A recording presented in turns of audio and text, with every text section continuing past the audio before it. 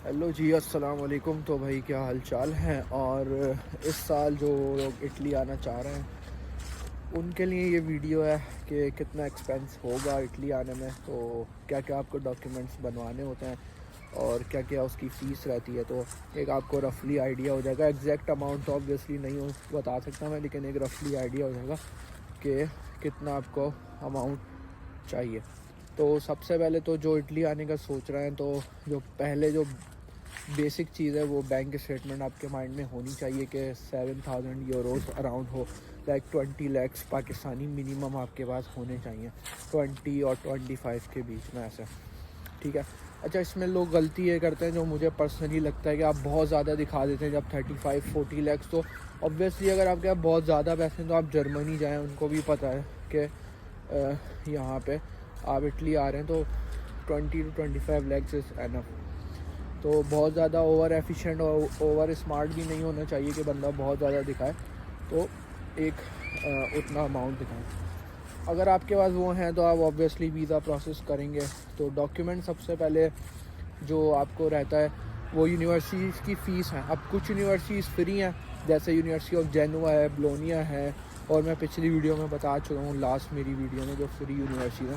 लेकिन ऑब्वियसली क्योंकि यूनिवर्सिटीज़ की अब फ़ीस हो गई है, अगर पॉलीटेक्निको की बात करें तो वो 50 यूरोस फर्स्ट कॉल में थी, अब शायद 150 यूरोस हो गई है। लेकिन उसकी जीपीए रिक्वायरमेंट भी ज़्यादा है, पर नॉर्मली लाइक ट्यूरिन की 50 यूरोस फ़ीस है, पार्डोवा की शायद 30 यूरोस फ़ीस है, बरगामो की 30 यूरोस। तो 30 to 50 यूरोस पर यूनिवर्सिटी की आप फ़ीस लगा लें, तो वो आपका एक ख़र्चा है। कितनी यूनिवर्सिटीज़ में आप अप्लाई कर रहे हैं वो उस पर डिपेंड करता है। फिर आ गया आपका डॉक्यूमेंटेशन। अगर आप पहले बोर्ड से वेरीफाई करवाते हैं डॉक्यूमेंट, तो आपके 6 से 8 हज़ार रुपये उसमें लग जाएंगे वेरिफिकेशन में। फिर आप उसको बोर्ड से होने के बाद आईबीसीसी से वेरीफाई करवाएंगे, तो आईबीसीसी से अराउंड 3 to 5 थाउजेंड आप लगा लें, 3 to 4 थाउजेंड आपके लगेंगे। फिर उसके बाद एचईसी से होगा, उसके भी आप तकरीबन 3 to 5 थाउजेंड लगा लें, इतना आपका लग जाएगा। और फिर मोफा से भी अराउंड इतना ही लगेगा, बहुत ज़्यादा नहीं लगेगा। तो ये एक बेसिक आपका ख़र्चा है। तो अगर आप 15 to 20 थाउजेंड डॉक्यूमेंट्स की वेरिफिकेशन हो गई। फिर एक इसमें एक ऑप्शनल चीज़ है कि अगर आपकी यूनिवर्सिटीज़ ने आपसे ट्रांसलेशन भी मांगी है तो फिर आपको वो करवानी पड़ती है, जिसके आपको समहाउ मेरे वक्त में तो 10,000 लगे थे, तो अभी भी उतने ही लग रहे होंगे, बहुत ज़्यादा इतना ख़र्चा नहीं होगा। तो एक ये आपका ख़र्चा हो सकता है। उसके अलावा जब आपकी ये सारी चीज़ें हो जाती हैं, फिर आप सीमिया के लिए जाते हैं।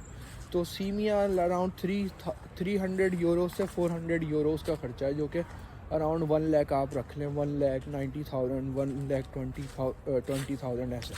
तो 300 से 400 यूरो का आपका वो ख़र्चा है, उसको आपको जहन में रखना है। फिर सीमिया के बाद जो है आपकी हाँ, वीज़ा फ़ीस जो है वो होती है। वीज़ा फ़ीस आपकी सबमिशन और जो फ़ीस वगैरह करके अभी लास्ट ईयर शायद 25,000 रुपीज़ थी पाकिस्तानी। तो ये सारी चीज़ें हो गई हैं।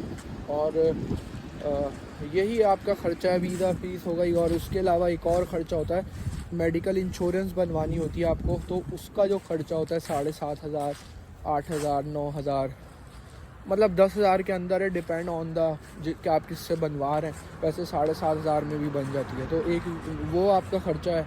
वीज़ा की फ़ीस है, डॉक्यूमेंट वेरिफिकेशन है, और यूनिवर्सिटीज़ की जो अप्लाई की फ़ीस है, और बैंक स्टेटमेंट ऑब्वियसली आप बाद में वीज़ा आने के बाद आप पैसे निकाल सकते हैं, वो इतना मसला नहीं है।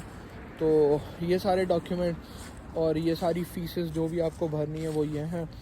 तो आप अपना एक्सपेंस उसके हिसाब से कैलकुलेट कर सकते हैं कितना आपका हो रहा है।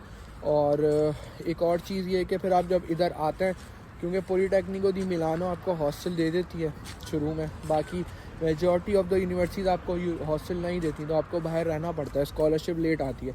तो आप उसका अराउंड 2,000 यूरो एक रफली लगा लें आपको लेके आने, क्योंकि यहाँ पे आप आते हैं तो आपको 100 to 150 यूरोज़ आपके पर मैसो जी सजोरनो में लग जाते हैं।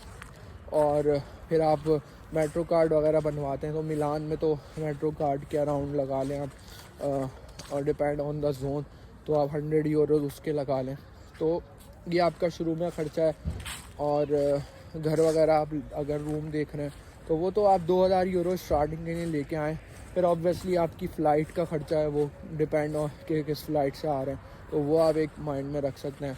फिर आपकी जो एक्सेसरीज़ आपको चीज़ें लेके आनी है वो खैर वो बात की चीज़ें। तो बेसिक जो इन प्रोसेस आपको ख़र्चा है वो मैंने आपको बता दिया है और ये सारी चीज़ें थी।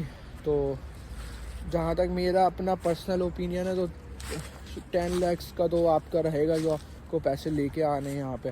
तो 2000 यूरो सीधे सीधे 6 लाख हो गए और जो बाकी ख़र्चे हैं फ़्लाइट, ये है कि 10 लाख आपका मिनिमम मेरे ख्याल से लग जाएगा। तो कोई सवाल हो तो आप कमेंट सेक्शन में पूछ सकते हैं। अपना ख्याल रखें। अल्लाह हाफ़िज़।